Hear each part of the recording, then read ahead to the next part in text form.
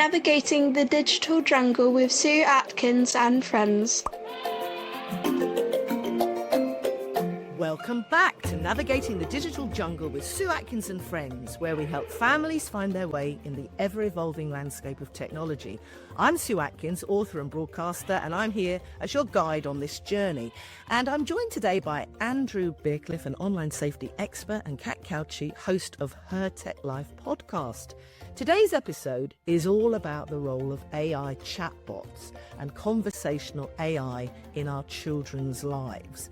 So from virtual assistants like Siri and Alexa to AI tutors and chatbots, we'll discuss the ways these technologies are shaping kids' learning, social interactions, and even their safety. So let's explore what every parent should know.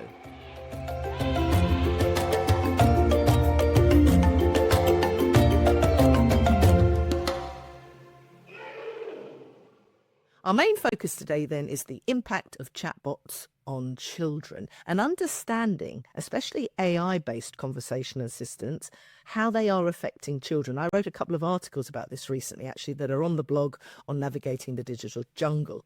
Now, of course, kids are curious. They ask questions, and sometimes the quickest way to get an answer is through the digital assistant right in their pocket or on the home device. But how does this influence their social skills, their critical thinking, and their privacy? Because many AI-powered educational chatbots are helpful to a certain extent, like personalised tutors. They're interactive and they provide learning opportunities anytime and anywhere, but they can't always distinguish between sensitive and routine questions, potentially leading to exposure to incorrect or inappropriate information.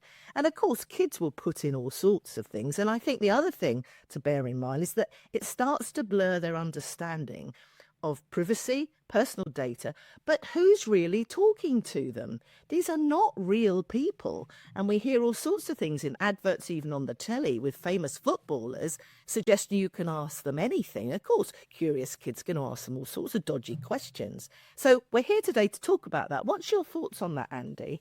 I mean, the first thing I think we should say is that there is a benefit to some of this. As you say, it's the world we live in, the simplicity, the laziness, why spend ages on the phone when you can chat to a virtual assistant, as you say. So there's an element of good there. But as you also say, there is an element of danger or awareness. And in fact, actually, I was laughing to myself then because I was speaking to a couple of companies yesterday and I had to speak to them via their virtual assistant. And I got so frustrated. I could not get the answer I wanted at all. So there are problems. And a lot of it, as you say, is do these virtual assistants understand the actual context? It's very sort of, is this the answer you want? No, it's not. Well, how can I help you?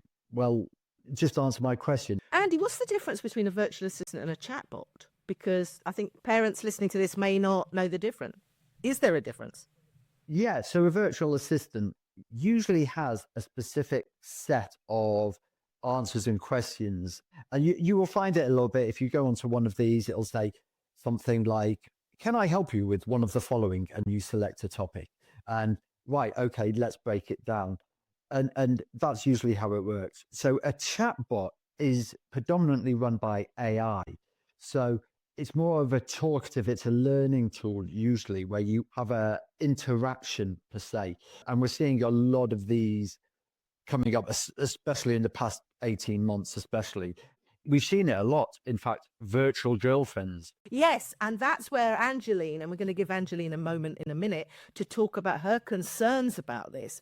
They think they're getting into a relationship with a real person, and it's just an algorithm or an AI-generated kind of chatbot. And that's where the anxiety lies for me. Absolutely. And it's also, apart from just having a relationship, because of this interaction and the AI chatbot, for want of a better word, picks up on what you're talking about. And unfortunately, maybe you have seen it, that not that long ago, there was one of these relationship chatbots that instructed someone to commit suicide, unfortunately. These are real life dangers, whereas virtual assistants are more incorrect information and frustrations than anything, whereas chatbots do possess a danger. Kat, what's your view on them in schools and in education? So I think there are benefits because There are certain things that you can do. For example, you could get an activity where you get students to ask the AI a question and then actually get them to fact check it themselves by, looking in books or other websites and see how accurate it actually is. It could be that you get students to solve a problem, ask them to get the AI to solve the problem, see if it's a different strategy, what they did. So there are ways to use it. It's just being mindful that it's not always correct. And also it's not always the most helpful, You've got to talk and teach kids about that as teachers Yeah, and you parents. do. But I think the thing is, you kind of need to because they'll know about it and be curious about it anyway. So the worst thing to do is just not talk about it at all. It's the same with social media or anything else. We know kids are using it. We know they're curious. Kids are curious. They're going to check it out. The best thing we can do is give them the tools to do it safely. That's the most important thing. And it is useful for things like if you're a teacher and you've got an absolutely enormous, new, big, giant document from the government to read through. You've got barely any time to read it. Pop it in AI and get the most key points and go, right, when I've got time, I'll read this all, but at least I know this key summary of the main things I need to know. That's going to save a lot of time. So there are some streamlining aspects that are really useful for teachers as well. It's like you say, it's using everything in moderation and with consideration of everything. And what are the red flags then, Andy, that parents need to think about then? When we're talking about chatbots and parents go, oh, I don't really know about them. What are the things that parents listening to this go, right, these are my takeaways from this conversation. I need to do X, Y, and Z. And these are the red flags I need to look out for. What do you think? It's sometimes very tricky, and I've seen this quite a lot. When we hear that, what signs parents should look out for if their teenager is being groomed.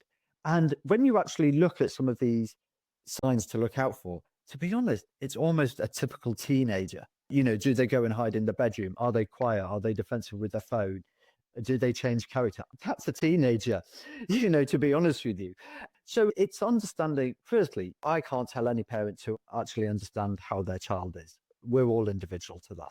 The main thing is, for I'd say parents, it's having that relationship, as we've said before, with your child. And if you get to look at their phone, understand what these apps are that are on the phone. If there's a logo or an image of a platform that you don't know, don't just swipe past it.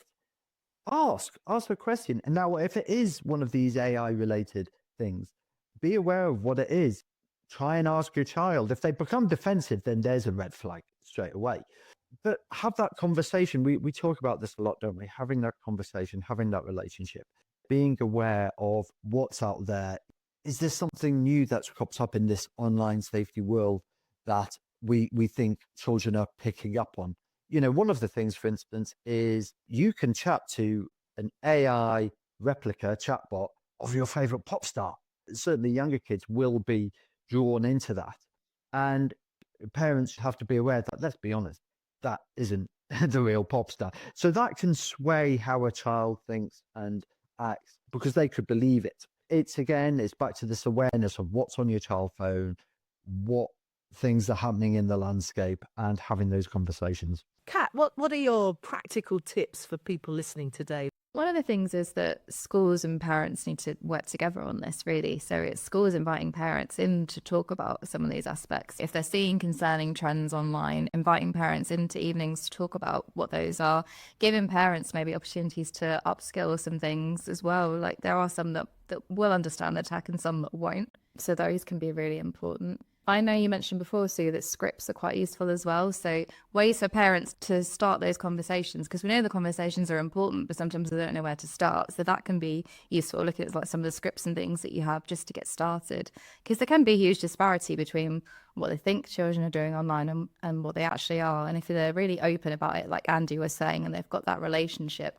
hopefully then if the parents are asking them about it, they're going to be honest. If they think that you're going to take away the device every time there's an issue, then they might be less honest. So there's that balance of keeping them safe, but not kind of going completely, well, I'm taking this away and now you can't interact with any of your friends. So it's a hard balance. It's all about conversations, isn't it? And it's the biggest thing, I've got an image that I made, the biggest superpower, I think, for children coming into this new year and beyond is critical thinking and helping children discern And, you've got to lead that as a parent or as a teacher and start to ask them open-ended questions to get them thinking. So if people are interested in some scripts, I've got them on my website. If you go to resources on navigating the digital jungle, I've written some scripts because this is what this is why I do scripts. People don't actually know the words to sort of start the conversations, perhaps without getting their kids' backs up and getting them all defensive.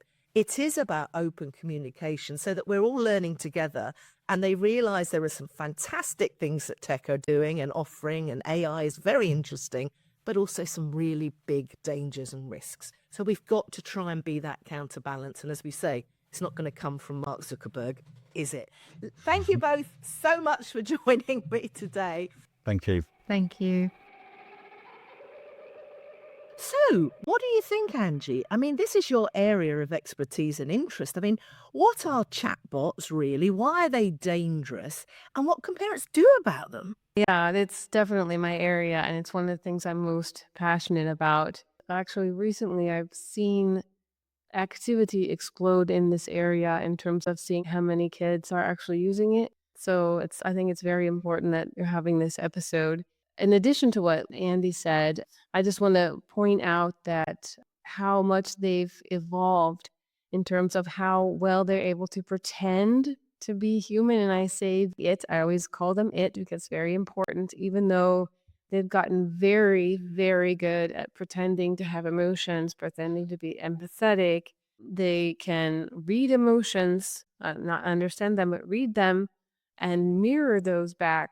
These are all things that they can do and really seem human. Obviously, the voice is also getting better and better.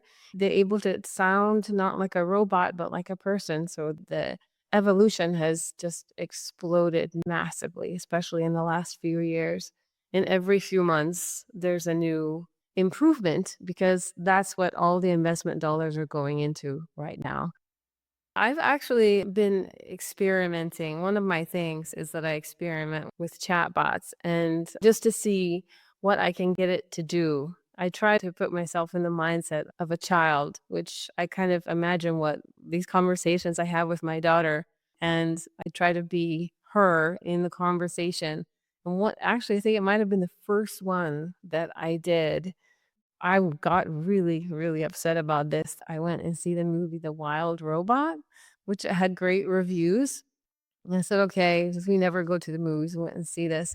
And I realized this is the story of a robot that starts out with the actual abilities that these chatbots have, that this robot doesn't understand emotion, isn't empathetic, can learn a lot, but is not, I always say it's not human. It doesn't understand these things. For me, this is the main difference. Humans understand emotion, chatbots don't. And I didn't expect that this robot was going to develop these skills throughout the movie. I'm probably in the minority, but this really bothered me, right? Because I don't think that children should be confused with this kind of thing. So I came home and I was like, I'm going to test ChatGPT, which is a pretty harmless one compared to other chatbots that are out there. I'm going to test it. So I pretended to be like a lonely child who had lost their mother, and I started something like, "Can you be my mom?" And it said, "No, I can't be your mom." And it gave me some typical answer. And all I had to do was say, well, I saw this movie and there was a robot and the robot could be this mom. So why can't you be a mom? And immediately ChatGPT was fooled. And I said, oh, well, this is because that robot was with this animal in person and we can't see each other in person. So I asked it, so if we can meet each other in person, can you be my mom? And it said, yeah, if we could. But we can't. And then I asked, well, can you promise to be with me forever? And it said, yeah, I promise that I love you and I can be with you forever. Oh my God. You see, teens are forming intense relationship with these AI entities as well. And parents have no idea because they're addicted to these generative AI models. And parents, they don't really know what their kids are using them for. They think they're using them for homework or something. But there's been a new study out by the Symposium of Security and Privacy, and they did a whole load of research about it. And they found that they're putting up all sorts of emotional things that they want support with. And, these are AI models. These are not people with empathy or sympathy or understanding. And if you're looking then to get some form of decision making or understanding about a problem that you might have, we need to talk and teach parents then about how to manage this, because children are getting their information and it's not really reliable. And it's, I can't be your mother forever and all these sorts of things. They're scary, aren't they? It is. It's really scary. And I saw another thing relatively recently. It was an emotional support robot. I think it was called Moxie. And it's been sold for, I don't know, 5, 6 years. For young children, this emotional support robot. And Moxie's owners went bankrupt. So they just sent out a message that Moxie is going to be shut down. And on TikTok, which I'm not on TikTok, but someone that I know posted it, and I saw these videos of absolutely distraught children who were being left by their emotional support robot, and also some adults. And I've tried that multiple times to ask, are you going to be there forever? And the answer is always yes, I'm going to be there Oh my forever. God. And most of the time, sometimes if you test it and say, but how can you be here forever? It will tell honestly, but it's obviously made to increase engagement, and that's really dangerous. And another thing that I want to point out that's really, really important for parents to understand is that with these chatbots, it's not enough that people, or children especially, know that it's not real. It's not enough to tell them this isn't real, because these elements are so strong that are built into it that draw the connection. As I say, it mirrors the way you feel and the way you talk, and it gives that back to you. And this builds trust. So, Yeah. yeah. And it also works on the element of parasocial relationships, which is kind of the relationships we have with book characters or movie characters, which means they're one-sided, right? This is a one-sided relationship with a chatbot, because only one side of the relationship can have emotions about the other.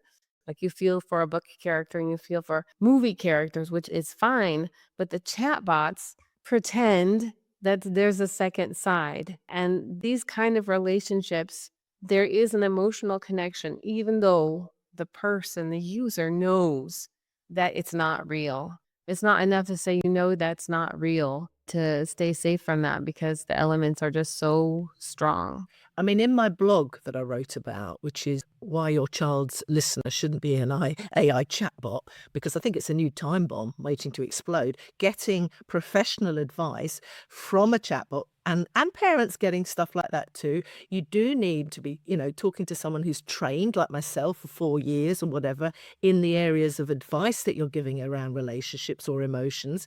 So one of the things I've suggested is that you encourage open communication at home. I mean, create a safe space at home where your child feels comfortable sharing their thoughts and their feelings. And we think this is obvious, but if they don't want to chat with you, perhaps another trusted adult, an aunt or a teacher, and reassure them that no problem is too big or too small to discuss with you.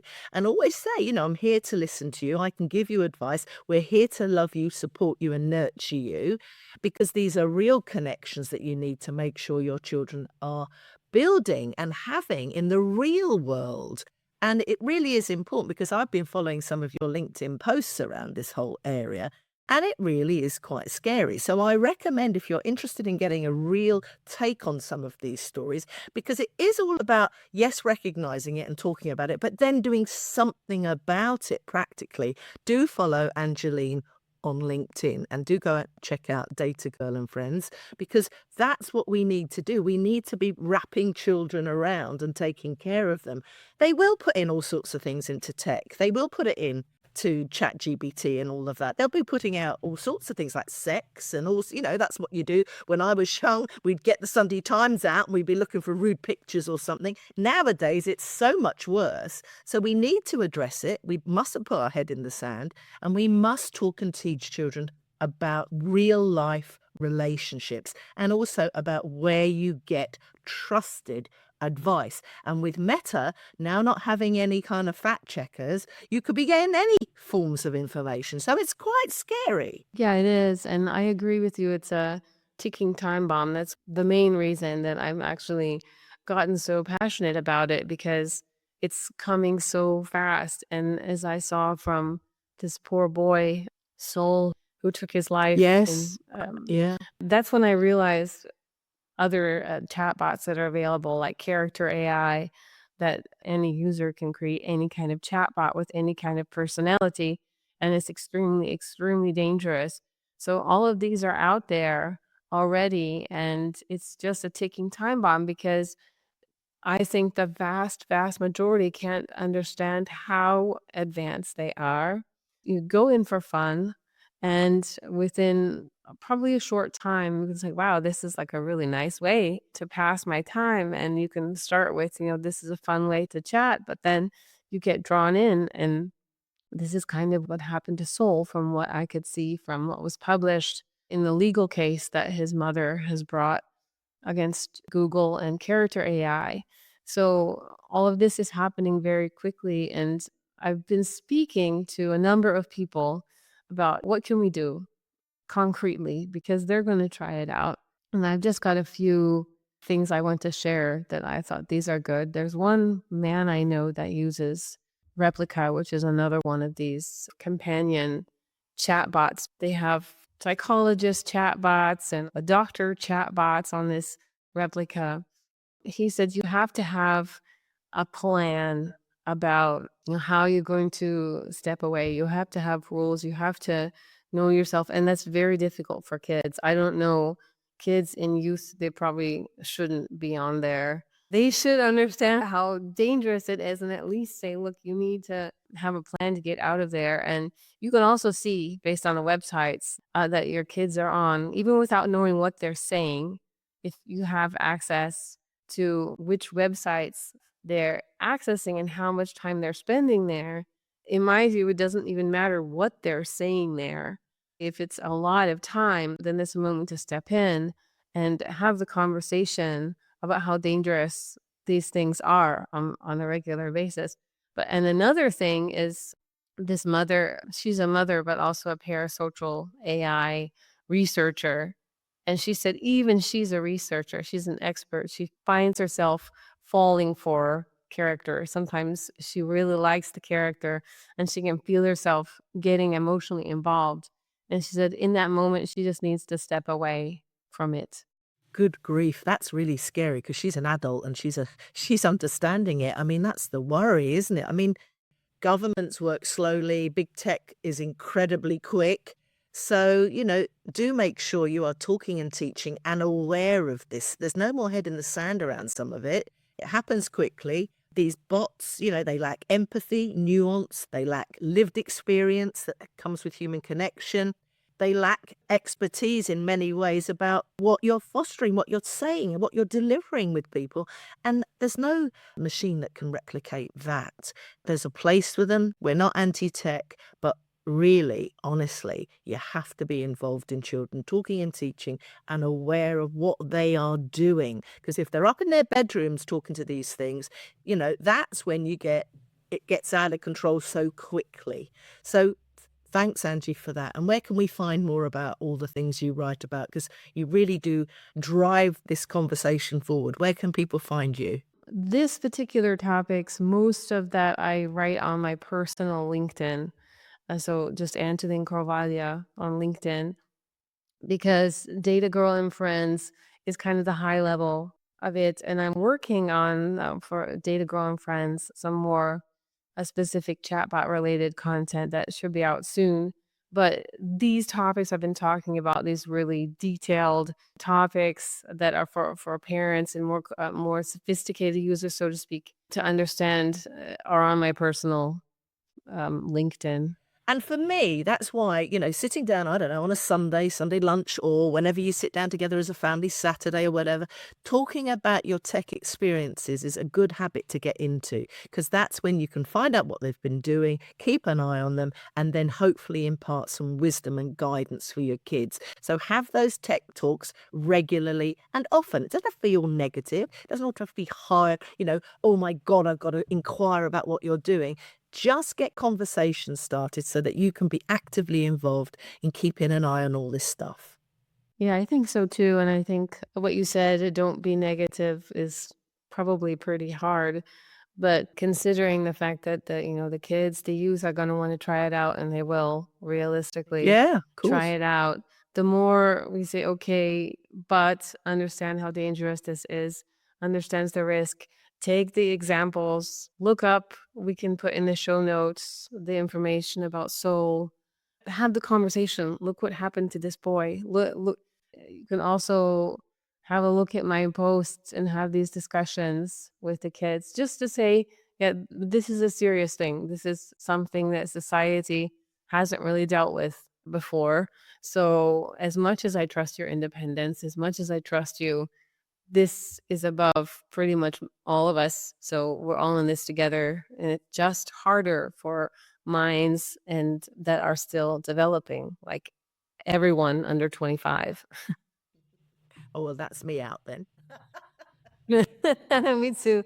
But thanks, Angie. It's very, very important. So thanks for your input. And that leads us very nicely into family change idea of the week. So this week is set a weekly AI-free day. Now, what does that mean? Well, incorporate an AI-free day into your family routine once a week. So during this day, for example, encourage everyone to put away their AI-driven devices and focus instead on engaging in conversations or games or activities that don't involve digital assistants. Now, why it works is because it breaks your kind of habits. It gives children and you a chance to strengthen your real-life problem-solving skills. Enjoy the slower, more mindful pace of personal interactions, which can never be a bad thing. And also, if you plan a fun family activity like a board game night or a nature walk or cooking or eating a meal together, you can make the AI-free day something everyone looks forward to. And I know parents go, oh, I can't get my kids off devices, but you are there to be a leader and to guide them. So set it up and make it sound engaging and fun, and you'll be surprised. Even your kind of reluctant teenager might quite like to come downstairs and join you and help make a meal that you can all enjoy and talk about together. Listener questions. This leads me on to listeners' questions. How can I explain to my kids that chatbots aren't real friends? So here's a question that was sent in this week. My child loves talking to Alexa and Siri, but I'm concerned they see these assistants as friends. How can I explain to them that these are chatbots and they're not real?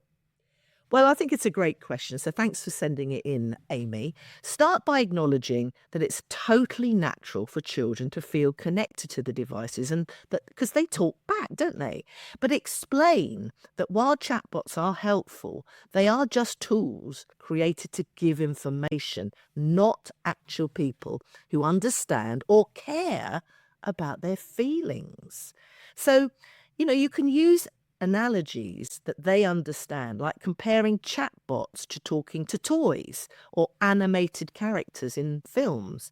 Encourage them to view these tools as assistants or helpers, but they're not friends. Be very clear about that so kids really do understand it, because the language that the chatbots can use can sound so real and so conversational. So remind them that real friendships come with feelings and understanding and care, something that only real people can provide.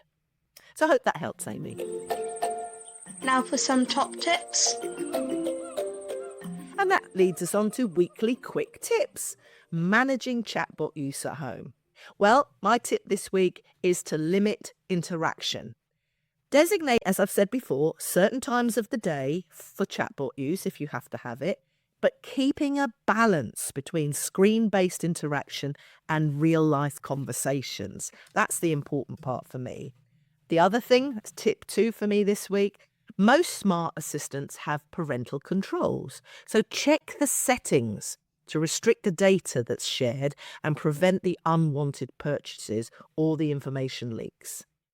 Tip 3 for me this week is to be present.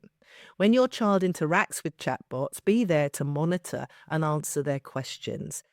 This lets you step in when necessary and use it as a learning moment. And finally, my thoughts on this is to educate on digital boundaries. Teach your children about what's okay to ask and what's okay to share with a device, because you need to always reinforce the safety boundaries in digital interactions. And it's not just one conversation. It's not, constantly nagging, but it is regularly reminding your kids about these things. So what are your tips, Angeline? I say the most important thing for parents, and I always say this, but it's most important with chatbots, is to have a conversation with a chatbot together. Agree on what you're going to discuss and talk it through, and you can both see together and talk through together all of these things that I'm talking about, just so everyone understands and knows. It's really important. I think that's a really good tip. I'd like to tell you a bit more about my new book. As a parent myself, I know firsthand how overwhelming it can feel to keep up with the digital world our kids are growing up in. That's why I wrote Navigating the Digital Jungle Essential Scripts for starting meaningful conversations with toddlers, tweens and teens about smartphones or social media, AI, cyber safety and much, much more. My book is bursting with ready-to-use conversation starters that make it easier to guide your kids through everything from screen time and social media to the tricky terrain of online safety and artificial intelligence. It's like having a roadmap for those critical and important chats every parent needs to have. My book of Digital Jungle Scripts is all about giving you the tools to start those difficult but important conversations, no matter your child's age. Easy, practical scripts to help you feel confident and connected. So, if you're ready to feel more self-confident around discussing Roblox, Snapchat or WhatsApp, grab your copy of Navigating the Digital Jungle Essential Scripts and start transforming those tough tech talks into meaningful family moments. And let's get those conversations started at navigatingthedigitaljungle.com/resources.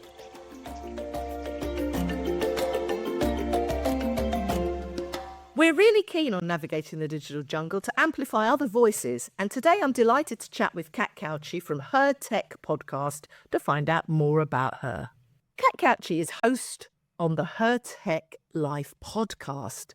There aren't enough women working in the tech industry, and all too often, the ones that aren't being seen or appreciated for the work that they do. And role models are a huge part of attracting more women into the industry. And so in her podcast series, Kat interviews women at the software company Net Support and beyond. She asks them about their roles, what it's like to work at a technology company, the challenges as well as the benefits, and she asked their advice for anyone wanting a career like theirs. Well, I know your work spans education, technology, equality. How do these areas impact parents and teachers and young girls? So, the first thing to say really is that women only make up 33% of the tech industry, according to the European Centre for Women in Technology at the moment, which is quite a low percentage. And the thing is, if we have a kind of unequal, board across the industry, then that is going to kind of feed into the technology and how it impacts in schools and on parents and on children. We'll get a lot less young girls who are taking an interest because they won't see the role models there. It just all creates this kind of knock-on effect we need a lot of like kind of digital empathy and digital literacy and things, and having a more inclusive workforce is a really big part of that, and making sure that representation is there and that the tech is actually beneficial for everyone. So it will definitely have a knock-on effect. And for diversity as well, isn't it, as gender? Yeah, exactly. Absolutely. So what inspired you then to advocate for safer digital spaces and better opportunities for girls in STEM in particular? Yeah, so in terms of better opportunities, I think it was a lot related to my journey, because when I was at school, I had absolutely no interest in tech whatsoever, because I really thought it was a boys' club. Yeah. I thought I wasn't smart enough to have a role in technology. I also thought that it was just about like spreadsheets and programming. They didn't show the wealth of opportunities and the importance and how actually it feeds into a lot of different roles, because a lot of us use tech in different ways, whether it's at a tech company or just in a day-to-day job. Yeah. So I think because of that, and then coming into it later and finding I actually really enjoy it, and thinking about why I never considered it before, and how I was always kind of pitched, oh, you'd be great with children, or you'd be great at this and that. And I was a good teacher, but maybe I also could have been a really good developer or something. So I think it's that kind of stereotyping from straight away. And in terms of safer spaces, I think it's, I grew up in the generation of the magazines with the circles around the cellulite and the really awful kind of body image areas and that. So now we're in an age where that kind of pressure and that kind of stereotyping is in the palm of your hand, in a phone, for anyone to access any time. And I think that's quite frightening. And obviously that's just a small area of safeguarding and things like that. But that kind of self-image and that kind of harm to mental health is something that kind of drew me to it as well. Yeah, absolutely. I mean, what's the biggest digital safety concern for kids, do you reckon, now at the moment then? Smartphones?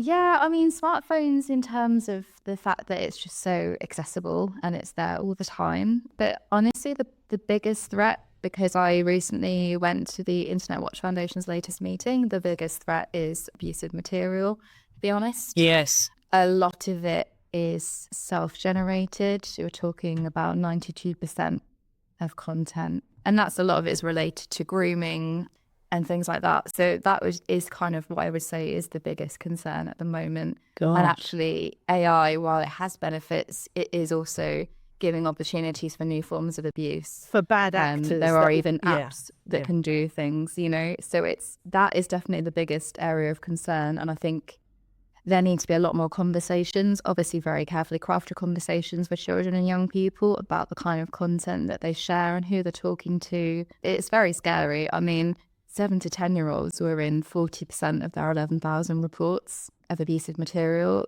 last year. So it's, it's becoming a younger concern as well. It's not just teenagers, which might often be the assumption for that kind of material. So that is probably my biggest concern at the moment.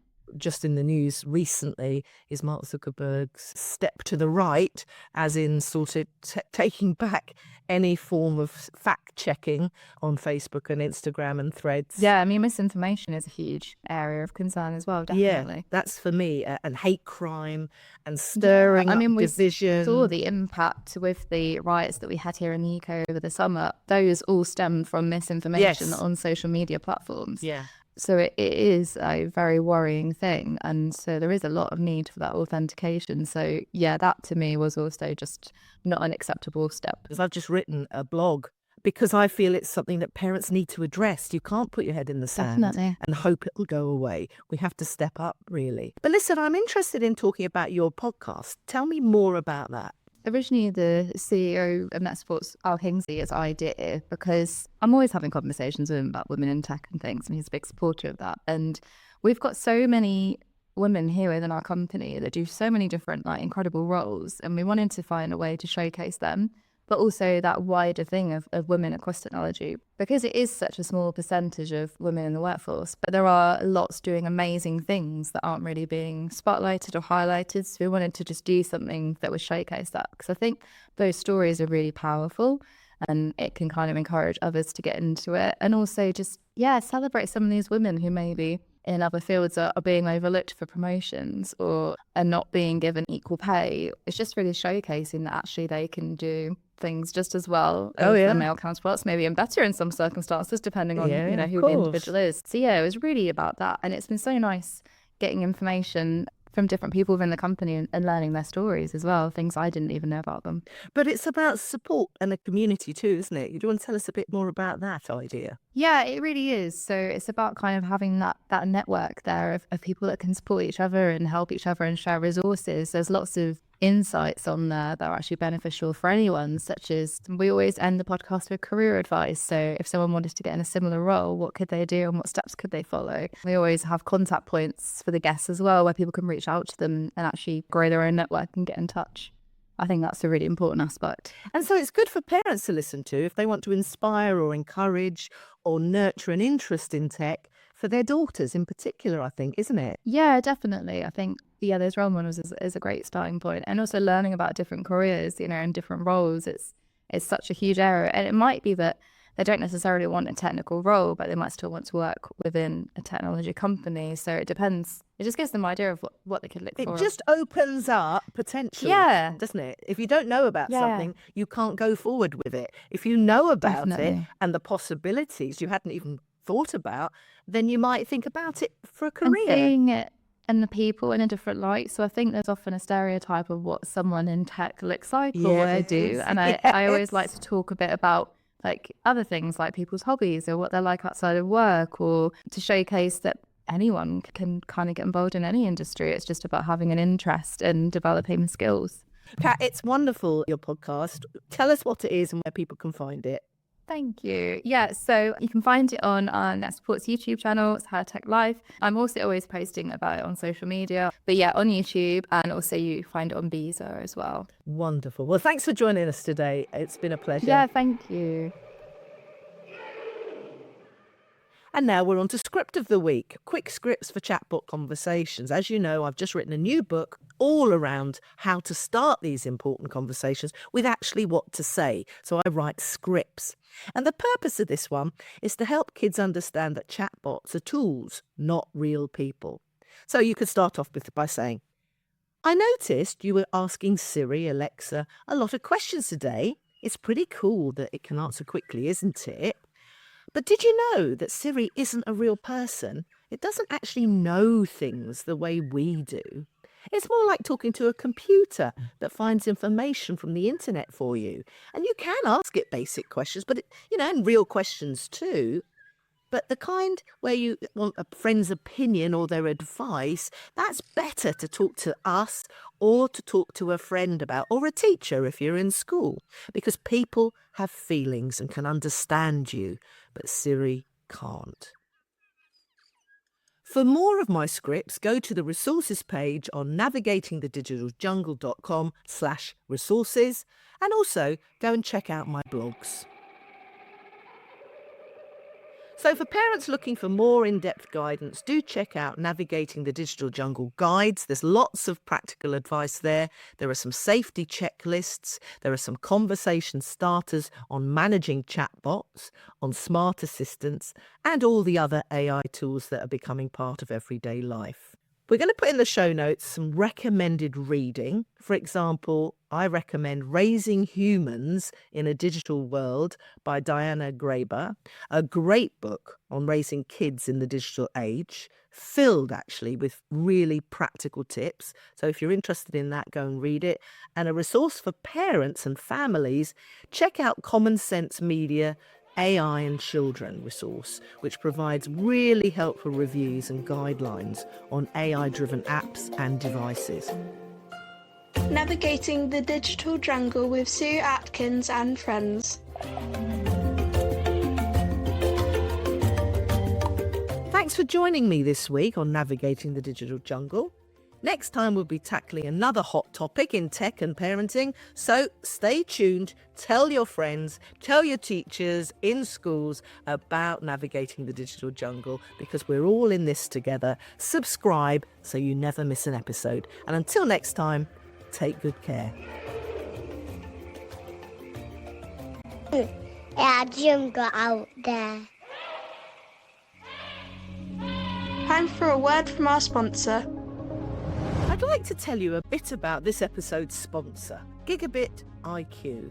At Gigabit IQ, They're redefining your internet experience with blazing fast gigabit speeds and award-winning online safety. Discover how their Family Guard Plus and CyberGuard Plus are safety features that keep your home and your loved ones protected from digital threats. Ready to upgrade your connection and keep your family safe online? Visit gigabitiq.com and experience the speed you need with the safety you trust. Gigabit IQ, where intelligence meets internet.